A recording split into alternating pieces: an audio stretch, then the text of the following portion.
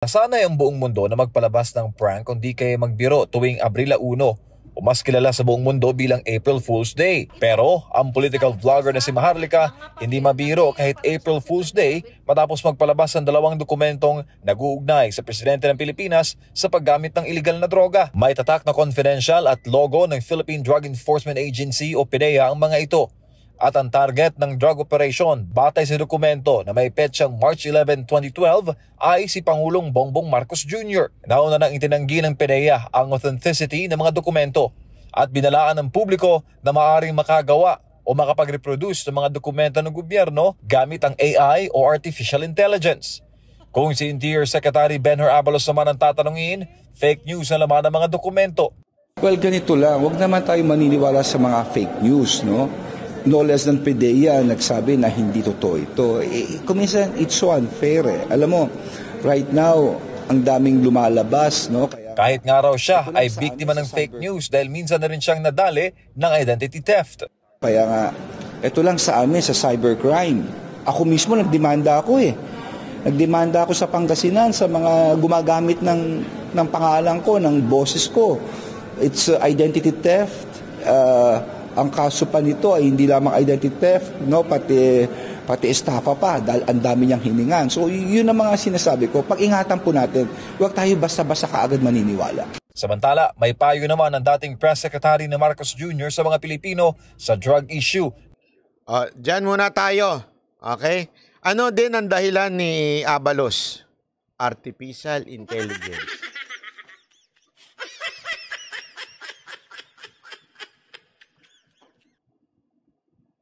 Hindi nyo napapansin? Hindi, kayo mag-isip. Ang galing eh. They are preparing the minds of the people. Na pag lumabas yung video na yan, it's an AI.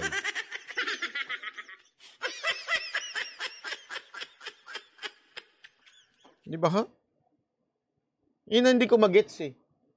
Tayo, yung sinasabi ninyong supposedly matalino sana, bira ng bira, nang walang direksyon. Pero sila, coordinated lahat. Sigurado ako, pati doon sa mga bayarang vlogger nila, coordinated na yan eh. Imina-mindset nila ang tao na whatever video na lumabas, it's artificial intelligence. Yan kagad ang ilalagay nila eh. Inuunahan na nila eh. Kaya nga, sabi ko sa inyo, maging matalino naman tayo. Lumabas naman tayo sa bubbles natin. Para tayong mga tangang, sige lang, bira lang ng bira, basta lang may ma-content. Gusto nyo nung ganun? O sige, sakyan na lang natin araw-araw. Gusto nyo ang title ko araw-araw, video.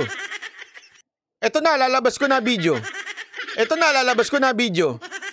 O, eto na, may dokumento. Alam nyo, isa lang masasabi ko, it's all self-serving. Self-serving po. Self-serving mo yan. Kung talagang gusto mo ng tamang diskarte, hindi ganyan. Napapahamak eh. Napapahamak po si VP Sara Duterte. Napapahamak po mga Duterte sa galawang ganyan. Ganun ba gusto natin? Maging immune yung tao sa pagbanat dito kay Marcos? Immune na eh. Ang nangyayari, alam niyo yung kalyo? Marami tayo niyan sa paa. Sino marami sa paa niyan?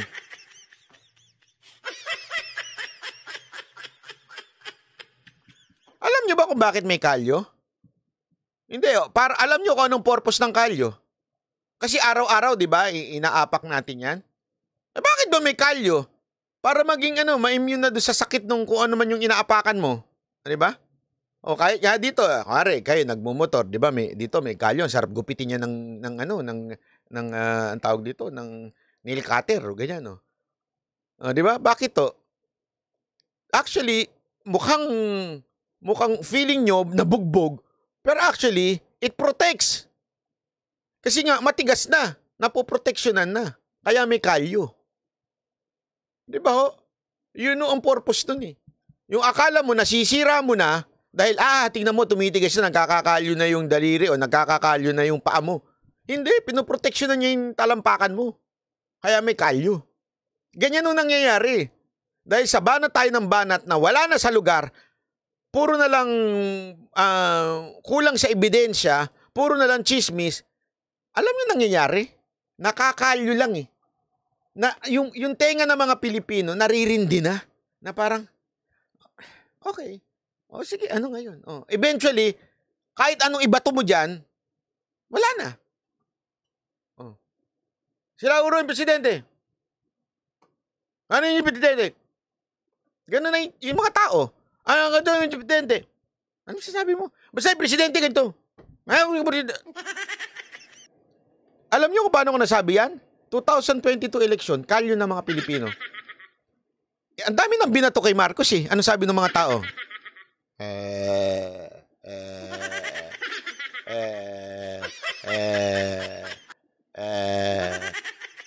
Sabi ni Pangulong Duterte, meron tayong kandidatong merong adik at may baggage.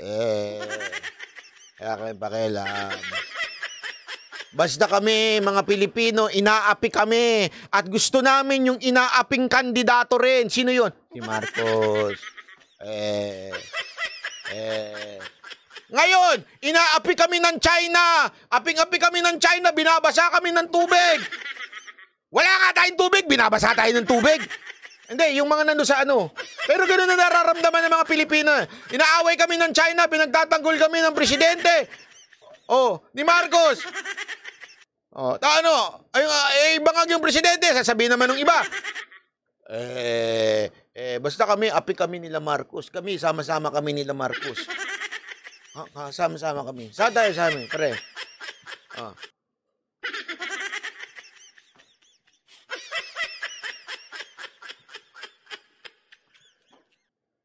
Di ba?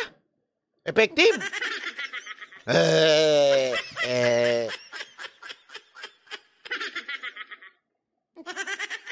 Na nauugnay na naman sa punong ehekutibo, lalo pat karapatan ng taong bayan na malaman ang estado ng kalusugan ng isang presidente at kung may kakayanan pa ba itong pamunuan ang bansa. Para sa akin dito, the next step is to inquire into the state of health of the president. Kasi if we are going to allege a crime and the crime is being committed now, that will require evidence. The evidence. Kasi alam mo, sinabi nga ni Panelo ito eh. Diba? Although hindi ko napanood, si Dada kinuwento lang. Sinabi ni Panelo to, this is not impeachable. Akin, even if it's not impeachable, kahit ba impeachable pa siya pala, hindi naman ma-impeach yan. Sinong tangang congressman na mag-haay ng impeachment? Ultimo mga komunista doon, kakampi na nila eh. Saka nakakitang pati yung komunista kumampi na sa kanila. Walang pag-asa impeachment dyan. And this is, sabi pa nga, again it's not me, si Panelo nagsabi. Bakit to? Remember, that was done, hindi pa presidente si Marcos. Kung mapatunayang mang-addict yung video. Halimbawa na lang, mapatunayang merong video na nag-a-addict si Bongbong Marcos. Halimbawa lang may napatunayang ganon. Anong year yun? Sigurado ako, yung itsura niya pa nun, yung parang Beatles pa siya.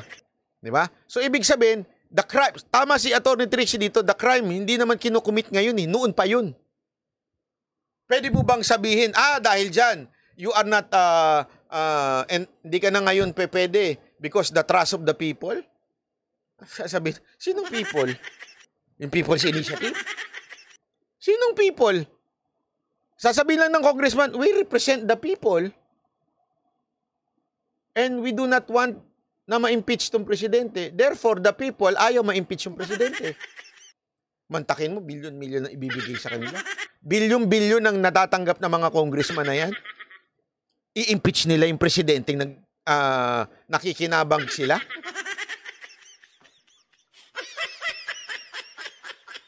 O, sabi naman ito isa, walang impeachment na magaganap. People power ang kailangan para mapalaya sila. Sige nga. Sige, punta tayo sa people power. Sino dito nagpunta sa Liwasang Bonifacio para suportahan yung SMNI? Again, madami yung tao doon ha. Tanungin ko kayo. You know yung mga tapat mga talagang merong puso. Yung mga Pilipino, nagpunta doon? Nagrally doon to support at labanan ang administrasyon?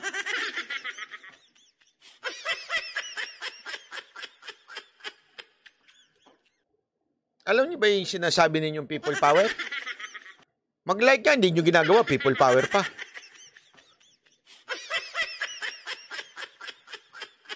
Let's be realistic. Di ba? Maging ano naman tayo, maging makatotohanan naman tayo, hindi yung puro tayo banat ang banat. Tirada ng wala sa hulog. People power, revolusyon. Sino? Ikaw mauna?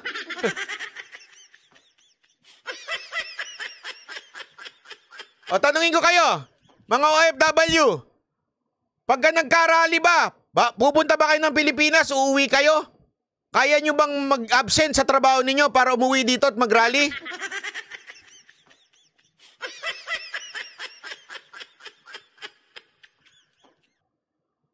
Hindi totoo.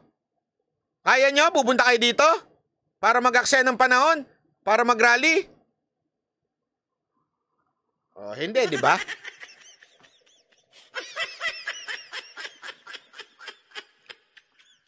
Oh, wag na tayo magsalita ng ganyan na hindi naman natin kakayanin.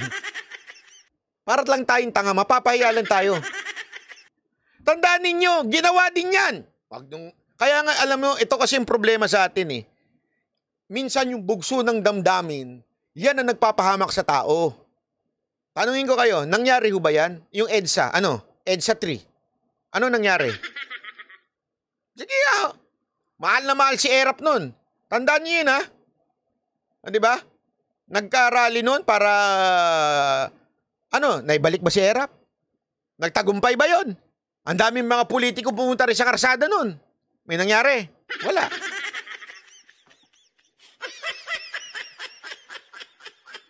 Because you need a leader to stand up for the people. And that leader should be talagang supported by the people. So anong ibig ko lang sabihin? Isa lang ang sikreto nito, VP Sara Duterte. Wala. And, tandaan yung element ng people power o revolusyon. Kailangan mo ng tao o may simbahan na o SMNI o yung kay Kibuloy. Kailangan mo ng militar. Kapulisan. Etong dalawan to, itong militar at kapulisan, hindi gagalaw yan hanggang yung wala silang nakikitang leader na tatayo para sa kanila. Sino lang ang nakakakuha ng somehow nakakakita ng leadership itong mga kapulisan at military? Walang iba kung hindi kay VP Sara Duterte. Kung kayo may utak at hindi tatanga-tanga, tanungin ko kayo, discernment ninyo. Ito na, discernment. Nawala na si Miss Discernment. Asa na si Miss Discernment?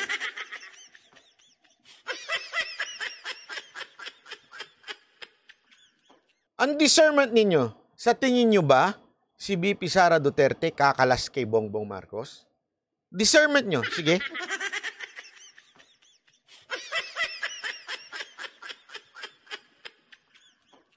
Kayo, tansya nyo. Sige nga. Kung kayo talaga matalino.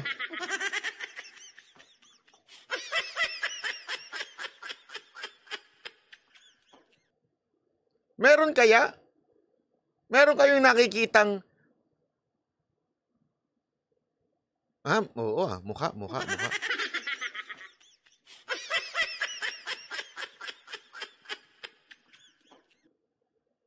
Ito ang sinasabi ng iba. Ano sinasabi ng iba? Kaya nga dapat tayo mga tao, we push VP Sara Duterte to do the sacrifice o to lead the opposition against this government. Diba? Yan yung mga nagsasabi, di ba? Kaya nga tayo dapat magkasundo-sundo, magkasama-sama at magtulungan para magkaroon ng isang panawagan para kay VP Sara Duterte gumalaw siya. O, di ba yan ang nasa utak natin? Tanungin ko kayo. Sa tingin ninyo, is it enough yung video o yung adik ang presidente para magimbal ang damdamin ng mga Pilipino para lumaban at itulak si VP Sara Duterte mamuno sa revolusyon?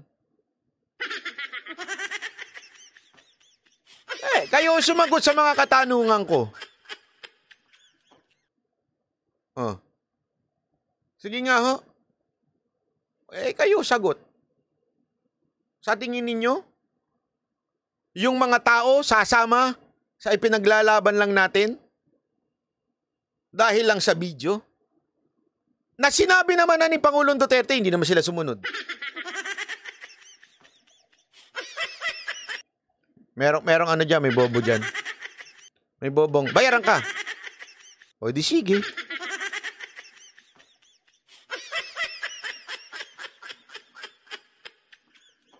Pangit ang kalalabasan ni VP Sara kung gagawin niya yon.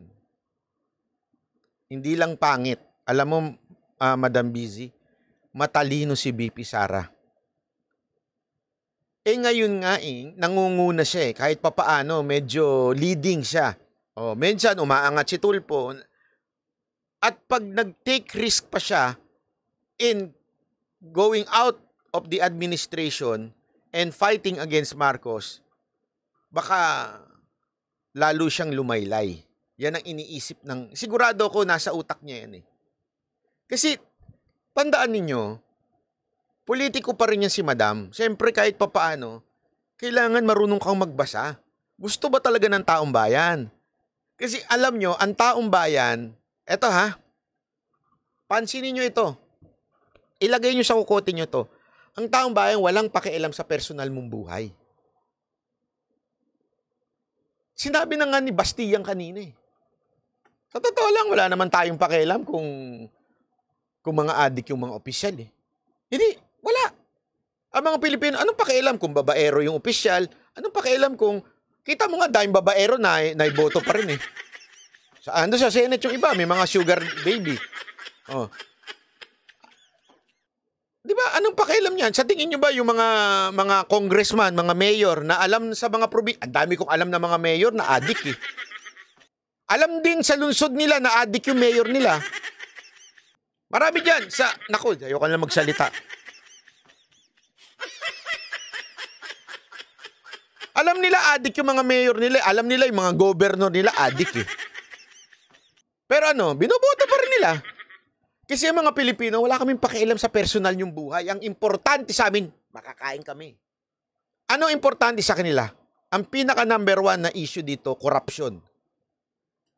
Kaya dapat nandiyan ang focus ng tao. Bakit? Sa corruption kasi, kami tinatamaan. Ordinaryong Pilipino tinatamaan sa corruption. Ano ibig sabihin nito? Pag ninakaw mo yan, tapos gutom kami, ay tarantado ka. Di ba? Bakit mo nanakawin yan? Wala na nga kami makain na, nakawin pa yung pera namin. Diyan nagigising ang tao. Pansinin nyo, sino yung mga napatalsik sa bayan natin? Ano issue? Pera. Corruption. Pera. Pansinin nyo yan Paano natanggal? Di ba? Naghirap yung Pilipinas Nung panahon na ending na ni Ferdinand Marcos Sr., naghirap ang Pilipinas. Yung kay ERAP, di ba? Ano din? Corruption din. Yun yung issue Yun ang matindi. That's the only time na yung mga Pilipino magigising. Sandali, bakit ninanakaw na yung pera namin? Bakit ito na ang nangyayari sa bayan namin? Yung tax namin, kinukuha na, nagugutom na kami, tapos yung buhay nitong mga namin, yumayaman na yumayaman. Isipin nyo mabuti yun. Kaya nga ang focus ng banateros nasa korupsyon. Kasi yun ang tamang laban, korupsyon. Sabi ko sa inyo yung tamang laban na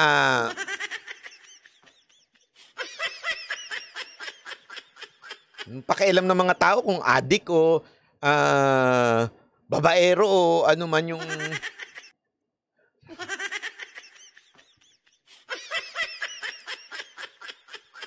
Gusto nyo magpakatanga katulad ng isang abogado? Na ano, yung isang senator, inakis niya ng inakis na tungkol sa babae? Ano nangyari? Nga. Hindi ko nasasabihin kung sino yung tangang abogado na yon. Pero inakis niya yung isang senador na kesyo babaero, ganyan, lagi naman siyang talo.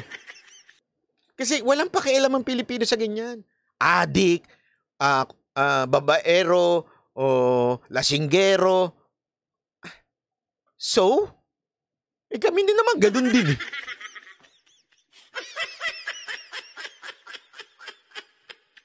Nagigets nyo? Kami rin naman ganun din eh. Adik din kami. Babaero din kami. Ano dapat? Para magising ang bawat Pilipino, makita nila na ninanakaw na yung pera, dapat na isusubo na nila yung pagkain, ninanakaw pa nito mga politiko.